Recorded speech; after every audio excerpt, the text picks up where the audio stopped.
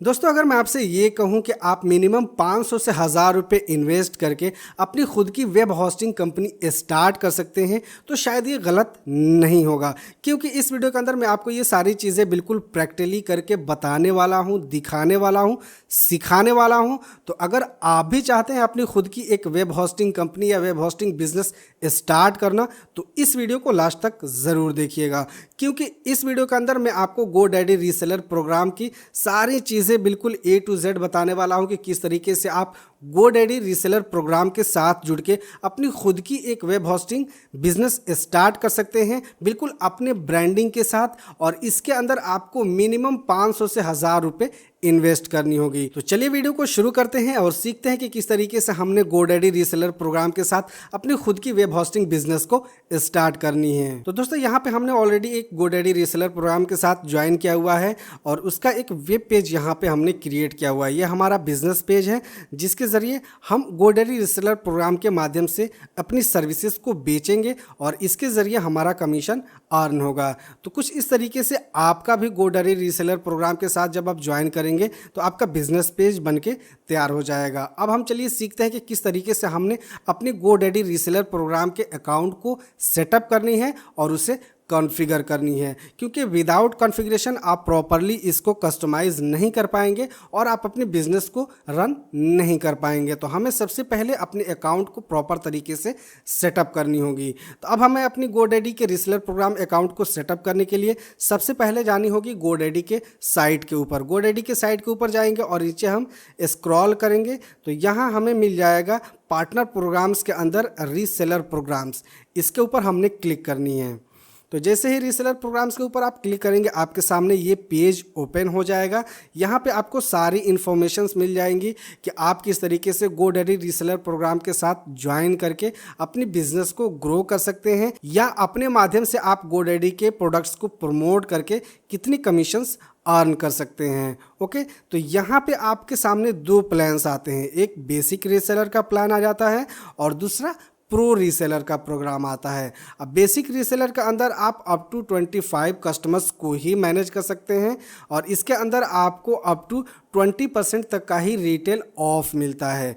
लेकिन वहीं जब आप प्रो रीसेलर प्रोग्राम को ज्वाइन करेंगे तो ये आपको थोड़ा सा महंगा होगा, लेकिन इसके अंदर आप अनलिमिटेड कस्टमर्स बना सकते हैं और इसके अंदर आपको 40% रिटेल ऑफ मिल जाता है। साथ ही दोनों प्लान के अंदर बाकी सारी चीज़ें बिल्कुल सिमिलर हैं, जैसे कि आप white label e commerce store front create कर सकते हैं। आपको क्रेडिट कार्ड प्रोसेसिंग यानी पेमेंट गेटवे भी दिया जाएगा। यहाँ पे आपको 24/7 सपोर्ट भी दिया जाएगा, आपके कस्टमर को भी सपोर्ट दिया जाएगा। सेल्स एंड कमीशन रिपोर्ट आप सारी चीज़ें जनरेट कर सकते हैं। तो ये दोनों ही प्लान के साथ जो भी फीचर्स हैं वो सिमिलर होते हैं। यहाँ पे अंतर दो ही होता है, आपको अप टू कस्टमर्स को मैनेज करने का और डिस्काउंट का। तो जैसे कि मान लीजिए आपने ये प्लान परचेज करनी है बेसिक रीसेलर प्लान को, तो आपने यहाँ ऐड टू कार्ट करनी है। देन आपने यहाँ से सिलेक्ट कर लेनी है अपनी ड्यूरेशन को कि आप कितने दिन के लिए इसे परचेज करना चाहते हैं। तो जैसे कि मान लीजिए हम इसे 1 साल के लिए परचेज करना चाहते हैं तो हम यहाँ पे ऐड कर देंगे। उसके बाद आई एम रेडी टू पे।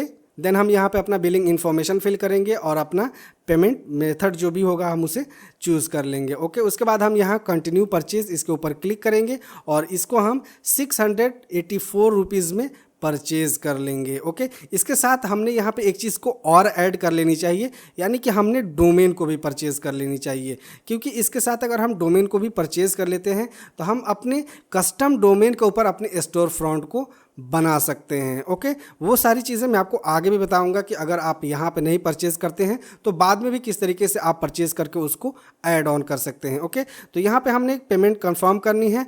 अब पेमेंट कंफर्म होने के बाद आपके सामने कुछ इस तरीके का इंटरफेस आ जाएगा। यहाँ पे आपने 4 स्टेप्स को कंप्लीट करनी है। जैसे कि हमने यहाँ पे कंपनी इन्फो फिल करनी है, देन हमने यहाँ पे पेमेंट सेटअप करनी है। अब ये पेमेंट सेटअप के अंदर जो कमीशन हम अर्न करेंगे उसे हम किस तरीके से रिसीव करना चाहते हैं वो हमें यहाँ पे सेटअप करनी होगी। देन उसके बाद हम यहाँ पे स्टोर फ्रंट की ब्रांडिंग को सेटअप करेंगे और यहाँ सपोर्ट ऑप्शंस वगैरह को हम कस्टमाइज कर देंगे। देन सारी चीज़ें हमारी A to Z क्लियर हो जाएंगी। ओके, तो चलिए अब बारी बारी से इन सभी स्टेप्स को हम समझते हैं कि कैसे हमने इन सारी स्टेप्स को कंप्लीट करनी है। जैसे कि हम यहाँ कंपनी इन्फो इसको हम ओपन कर लेते हैं, एडिट इन्फो इसके ऊपर क्लिक करेंगे तो एक नई टैब में हमारा ये पेज ओपन हो जाएगा जहाँ से हम अपनी कंपनी के इन्फो को फिल कर सकते हैं। तो यहाँ पे देख सकते हैं कि हमने यहाँ पे कंपनी नेम दी हुई है, हमारी कंपनी का लीगल बिजनेस नेम क्या है वो हमने यहाँ पे फिल करनी है, अपना स्टोर फ्रंट डोमेन यहाँ पे फिल करनी है। तो मैं यहाँ पे रिकमेंड करूँगा कि अगर आपने डोमेन को इसके साथ परचेज़ किया हुआ है तो आप उस डोमेन को यहाँ पे दे सकते हैं, अदरवाइज़ आप इसे ब्लैंक रहने दें। यहाँ कंपनी इन्फो फिल करने के बाद आप इसे सेव कर दें। ओके, उसके बाद ये आपका चेक मार्क कंप्लीट हो जाएगा। देन हमने यहाँ पे पेमेंट्स के अंदर आनी है और यहाँ सेटअप पेमेंट्स इसके ऊपर हमने क्लिक करनी है। तो अगेन एक नई टैब ओपन हो जाएगी। अब यहाँ इसके अंदर आपको ऐड पेई इस ऑप्शन के ऊपर क्लिक करनी है। अब जैसे कि हम इस ऑप्शन के ऊपर क्लिक करते हैं और यहाँ पे हम एक नाम दे देंगे, पेई का नाम, जिसके भी बैंक अकाउंट में हम पैसे रिसीव करना चाहते हैं वो जिस भी लीगल नेम से हो वो नेम हम यहाँ पे फिल कर देंगे। जैसे कि हम यहाँ पे दे देते हैं वेब होस्टिंग और इसको हम ऐड करते हैं यहाँ पे। उसके बाद यहाँ पे आपको कंपनी की इन्फॉर्मेशंस वगैरह को फिल करनी है। देन आपने यहाँ नेक्स्ट इसके ऊपर क्लिक करनी है, कंफर्म एंड कंटिन्यू इसके ऊपर आपने क्लिक करनी है। देन आपने यहाँ पे पेमेंट मेथड चूज़ कर लेनी है। जैसे कि यहाँ पे आपको local bank, wire bank transfer, PayPal, goods and gold या आपको होल्ड माय पेमेंट्स, ये सारे ऑप्शंस आपको चूज़ करनी है। जैसे कि आप यहाँ पे पेपाल को ही चूज़ कर लेते हैं तो आपने यहाँ पे पेपाल को चूज़ करनी है। उसके बाद आपने यहाँ पे पेपाल की ईमेल देनी है, फर्स्ट नेम लास्ट नेम देनी है, टर्म्स कंडीशन को एग्री करनी है और इसे नेक्स्ट कर देनी है। ओके, उसके बाद आपके सामने यहाँ पे एक टैक्स फॉर्म ओपन होगा। ओके, अब यहाँ पे आपने नॉन यूएस पर्सन, अगर आप नॉन यूएस पर्सन है, जाहिर सी बात है आप इंडिया में है तो नॉन यूएस पर्सन है, तो यहाँ पे अपना एड्रेस आपने फिल करनी है और यहाँ पे अपना लीगल नेम फिल कर देनी है। उसके बाद आपने नेक्स्ट कर देनी है। तो आपका ये भी पेमेंट का जो स्टेप है वो कंप्लीट हो जाएगा। ओके, उसके बाद हम यहाँ आ जाएंगे स्टोर फ्रंट एंड ब्रांडिंग वाले स्टेप के ऊपर। इसके ऊपर हमने एडिट के ऊपर क्लिक करनी है तो अगेन एक न्यू टैब ओपन हो जाएगी। उसके बाद हमने यहाँ पे अपने स्टोर फ्रंट की ब्रांडिंग करनी है। जैसे कि ये इमेज आपको यहाँ पे शो हो रहा है, ये बैकग्राउंड कलर शो हो रहा है इस सेक्शन के अंदर। इसके अंदर अगर आप कोई इमेज लगाना चाहते हैं तो आपने यहाँ पे चूज़ कर लेनी है इमेज को। ओके, यहाँ पे आप ब्राउज के ऊपर क्लिक करेंगे और यहाँ से आप इमेज लगा सकते हैं, बट मैं रिकमेंड करूँगा कि आप इसके अंदर कोई भी इमेज नहीं लगाएं। अब यहाँ पे आपने लोगो सेटअप करनी है। जैसे कि डेस्कटॉप के लिए आप अलग लोगो लगाना चाहते हैं और मोबाइल के लिए आप अलग लोगो लगाना चाहते हैं तो आप वो यहाँ से सेटअप कर सकते हैं। ओके, यहाँ से आपने अपनी लोगो के इमेज को सिलेक्ट करनी है। उसके बाद आपने यहाँ पे स्टोर फ्रंट डेस्कटॉप लोगो साइज़ इसको आपने कर देनी है लार्ज। देन आपने इसे सेव कर देनी है। अब सेव करने के बाद हम आ जाएंगे यहाँ चौथे स्टेप के ऊपर। अब यहाँ हमने व्यू ऑप्शंस इसके ऊपर क्लिक करनी है जिसके अंदर हम अपनी सपोर्ट सिस्टम को कस्टमाइज करेंगे। अब यहाँ डिफ़ॉल्ट मार्केट के अंदर हमने यहाँ पे सिलेक्ट कर लेनी है इंडियन इंग्लिश। उसके बाद यहाँ पे आपको एक बहुत ही स्पेशल फीचर मिलता है जैसे कि कस्टमर सपोर्ट। यहाँ पे पहले ऑप्शन के अंदर I grant permission to GoDaddy to resolve my customer supports issue. अगर आप चाहते हैं कि आप जो भी प्रोडक्ट सेल कर रहे हैं उससे रिलेटेड जो भी इश्यूज़ हो वो डायरेक्टली GoDaddy उसको रिजॉल्व करे तो यहाँ पे आपने परमिशन को ग्रांट कर देनी है। लेकिन अगर आप चाहते हैं कि आप अपनी ब्रांडिंग के साथ साथ अपना खुद का एक सपोर्ट सिस्टम बनाएं और अपने सपोर्ट सिस्टम के माध्यम से ही आप अपने कस्टमर्स को सपोर्ट प्रोवाइड करें, देन आपने यहाँ I will take care of resolving all of my customer supports इस ऑप्शन के ऊपर टिक कर देनी है। ओके, तो हम यहाँ पे रिकमेंड करेंगे कि आप यहाँ पे फर्स्ट ऑप्शन को ही टिक रहने दें ताकि GoDaddy उस इशू को रिजॉल्व करे। देन आपने यहाँ पे कॉन्टैक्ट ईमेल देनी है। अब यहाँ पे कॉन्टैक्ट ईमेल देना इसलिए मैंडेटरी है क्योंकि अगर मान लीजिए GoDaddy की टीम उस इशू को प्रॉपरली रिजॉल्व नहीं कर पा रही है देन वो डायरेक्टली आपसे कांटेक्ट कर सकती है या आपकी ईमेल को कस्टमर को प्रोवाइड कर सकती है कि आप डायरेक्टली इस ईमेल के ऊपर कांटेक्ट कर लीजिए। ओके, उसके बाद यहाँ पे इसको भी आपने टिक कर लेनी है। यहाँ पे अपने बिजनेस से रिलेटेड एक 300 वर्ड के अंदर अपनी ब्रीफ डिस्क्रिप्शन दे देनी है। उसके बाद यहाँ पे कस्टमर आउटरीच इसको आपने टिक कर देनी है और इसे सेव कर देनी है। तो ये सारे स्टेप्स आप कुछ इस तरीके से इजी वे में कंप्लीट कर सकते हैं। तो अब ये सारे स्टेप जैसे ही आपके कंप्लीट हो जाएंगे देन आपने यहाँ व्यू डैशबोर्ड इसके ऊपर क्लिक करनी है और अपने डैशबोर्ड के अंदर आपने एंट्री कर लेनी है। अब यहाँ पे आपको आपके स्टोर का यूआरएल मिल जाएगा। जैसे कि हमारा स्टोर का यूआरएल यहाँ पे मिल चुका है। अब हम इसके ऊपर क्लिक करेंगे तो ये हमारा बिजनेस पेज यहाँ पे बिल्कुल तैयार हो चुका है। अब हमने प्रोडक्ट्स को कस्टमाइज़ किस तरीके से करनी है, इसकी प्राइसिंग को सेट किस तरीके से करनी है।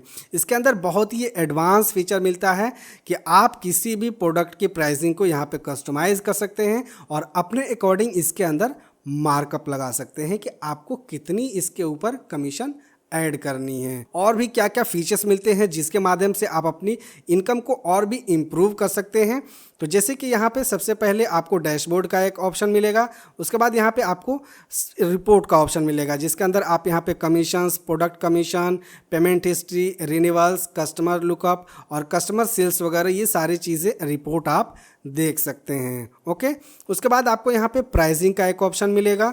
आप प्राइसिंग के ऊपर क्लिक करेंगे और यहाँ से आप अपने सभी प्रोडक्ट की प्राइसिंग के अंदर कस्टम प्राइसिंग ऐड कर सकते हैं। यानी कि आपको कौन से प्रोडक्ट के अंदर कितनी कमीशन ऐड करनी है, कितनी मार्कअप लगानी है, वो सारी चीज़ें आप यहाँ से कर सकते हैं।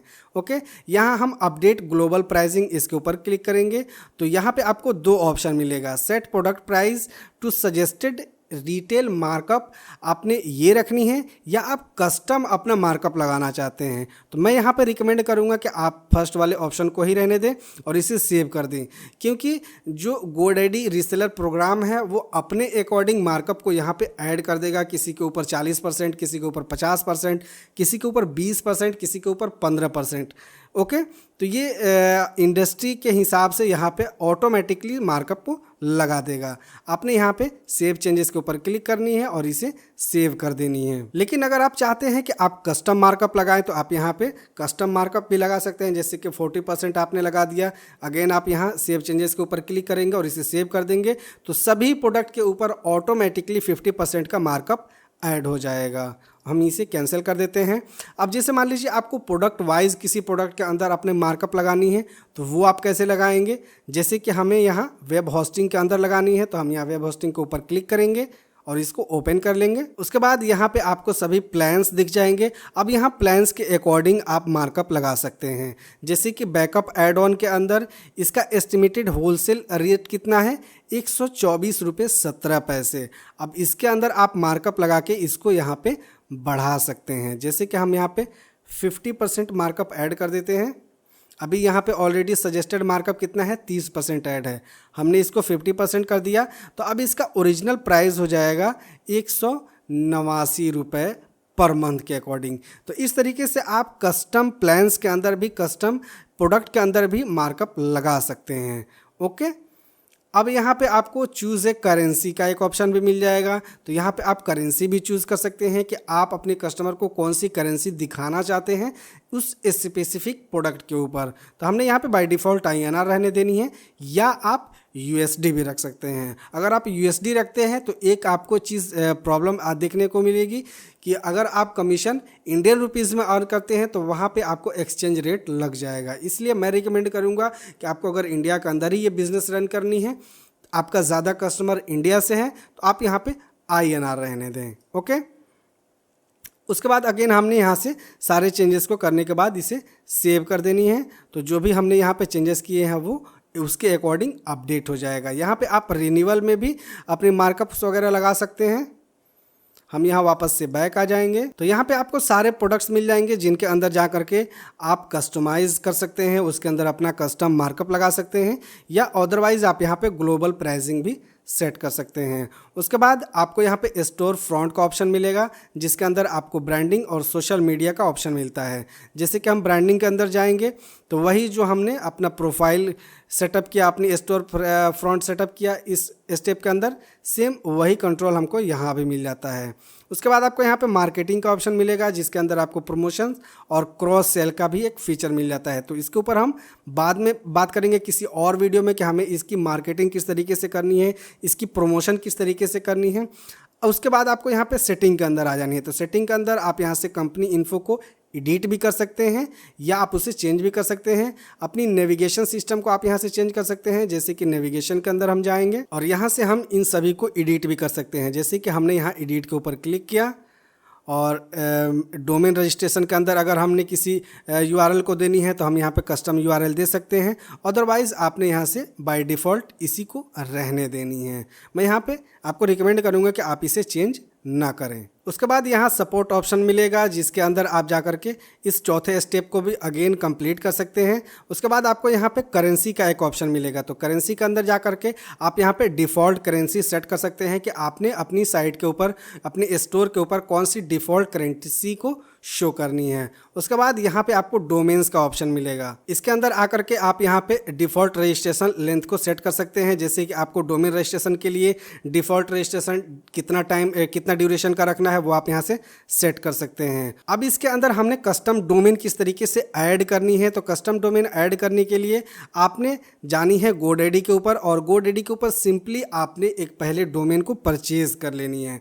मैं यहाँ पे आपको रिकमेंड करूँगा कि आप इसी अकाउंट के अंदर अपना एक डोमेन परचेज करें, जिसे ईजिली आप अपने स्टोर के साथ कनेक्ट कर सकें। अदरवाइज़ अगर आपने किसी और रजिस्ट्रार से डोमेन को परचेज किया हुआ है तो मे भी आपको सेटअप करने में थोड़ा इशू हो, तो मैं यहाँ पे रिकमेंड करूँगा कि आप GoDaddy के इसी अकाउंट के अंदर अपना डोमेन परचेज कर लें, जिसे ईजिली आप ऐड कर सकते हैं। ओके, तो यहाँ आकर के आप अपना डोमेन परचेज कर लें। डोमेन परचेज करने के बाद आपने जानी है यहाँ कंपनी इन्फो के अंदर, और यहाँ पे आपने उस डोमेन को फिल कर देनी है जो भी आपका डोमेन का URL होगा, और यहाँ पे आई मैनेज माई DNS इसके ऊपर क्लिक करनी है, और इसके अंदर आपने ऐड ए CNA रिकॉर्ड इसके ऊपर क्लिक करनी है, तो ईजिली आपका डोमेन यहाँ पे ऐड हो जाएगा, आपका होम URL यहाँ पे आ जाएगा। उसके बाद आपने यहाँ से सेव कर देनी है, तो आपका स्टोर फ्रंट जो होगा वो कस्टम डोमेन के ऊपर कनेक्ट हो जाएगा। तो कुछ इस तरीके से आप GoDaddy रीसेलर प्रोग्राम को, अकाउंट को सेटअप कर सकते हैं, और ईजिली कुछ ही पैसे इन्वेस्ट करके आप खुद की एक वेब होस्टिंग बिजनेस स्टार्ट कर सकते हैं। तो आई होप कि इस वीडियो के माध्यम से आपने सीख लिया होगा कि किस तरीके से आपने GoDaddy रीसेलर प्रोग्राम के अकाउंट को सेटअप करनी है। तो वीडियो कैसी लगी नीचे हमें कमेंट करके ज़रूर बताएं। वीडियो अगर आपको इन्फॉर्मेटिव लगी हो तो इसे लाइक शेयर ज़रूर करें। साथ ही अगर आपने चैनल को अभी तक सब्सक्राइब नहीं किया है तो प्लीज़ सब्सक्राइब के साथ साथ नोटिफिकेशन को भी ऑन कर लीजिए। और हाँ, इसके अलावा आपका कोई सवाल, कोई डाउट है तो आप नीचे हमें कमेंट करके पूछ सकते हैं, या आप हमें सोशल मीडिया पे भी कांटेक्ट कर सकते हैं। तो मिलते हैं नेक्स्ट वीडियो में किसी नए टॉपिक के साथ। जय हिंद।